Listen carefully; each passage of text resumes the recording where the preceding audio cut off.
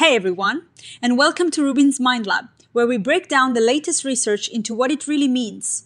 Ever wonder why some of us just seem to expect the best, even when things are tough? Well, today we're diving into some fascinating research that looks at optimism not just as a feeling, but as a natural behavior that has been with us for a long time across many different animals. The scientists here are asking a big question. They noticed that when we study optimism in humans, we tend to ask people how they feel or what they think.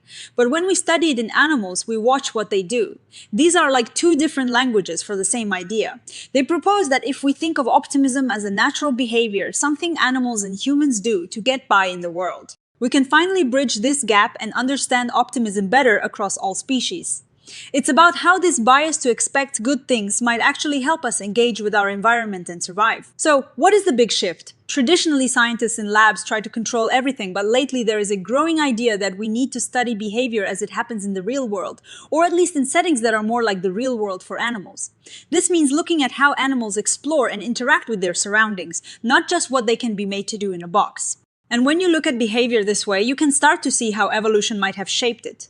What helps an animal survive and thrive in its environment? This is where biases like optimism become really interesting. Ecologists and biologists have puzzled over these biases for ages. Why would an animal or a person deviate from what seems like the most logical, rational choice?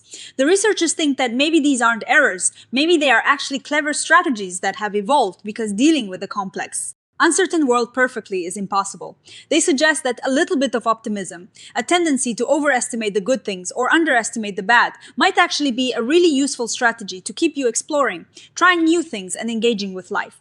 While we might experience this as a subjective feeling, the behavior it drives might be something we can observe in any animal. So how do we actually measure this optimism bias? In humans, it's often done in two main ways. One is through questionnaires, like the life orientation test, where you answer questions about whether you generally expect the best. The other is called the belief updating task. Imagine you are asked how likely it is that something bad will happen to you, like getting robbed. Then someone tells you the actual statistics.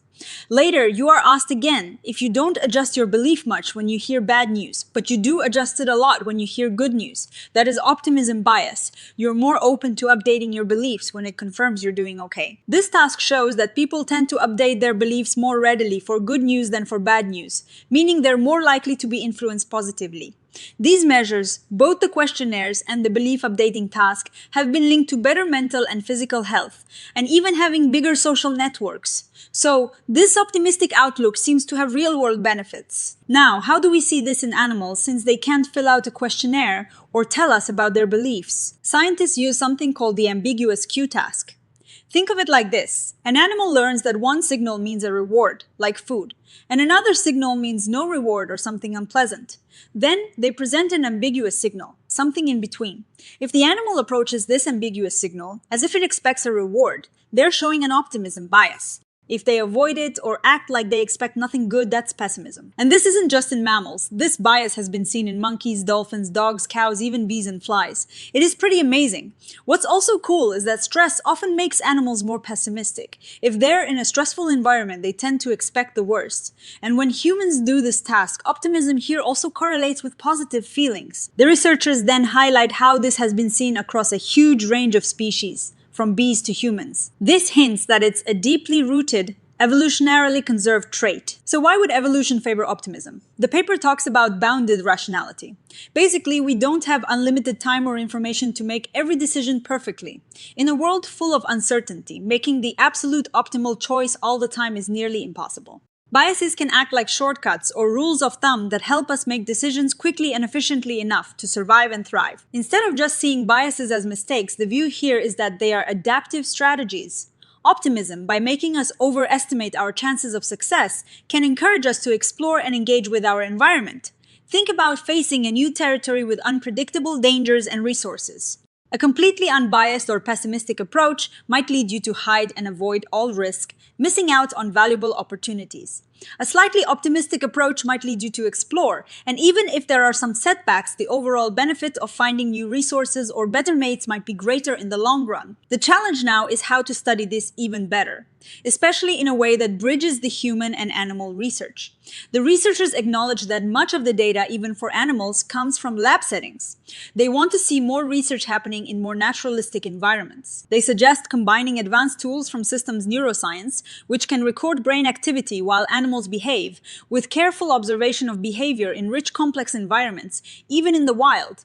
This could help us infer the internal states of animals as they engage in naturalistic behaviors and link those to what's happening in their brains. Imagine studying a bird foraging in its natural habitat, or a rat navigating a more complex maze. The paper also points out how the environment plays a huge role. For example, rats in enriched environments become more optimistic. Dairy cows housed with their calves are also more optimistic. And even wild fish show different levels of optimism depending on water quality. This means that the conditions we create for animals and the environments humans live in can profoundly shape their optimism. The same is true for humans. Where childhood optimism tends to decrease over time and socioeconomic factors can influence a child's outlook, with negative moods and depression strongly linked to pessimism. So, the big takeaway is that viewing optimism as a naturalistic, evolutionarily conserved behavior is a powerful way to unify research across humans and animals. By focusing on how optimism drives engagement and exploration, and by studying it in more naturalistic settings with advanced tools, we can get a much deeper understanding of its neural underpinnings and its true adaptive value. This understanding isn't just academic, it has direct implications for animal welfare and human well-being. By figuring out what conditions foster optimism, we can design better environments, whether for pets, farm animals, or ourselves, that promote a more positive outlook, potentially leading to better health and social connections.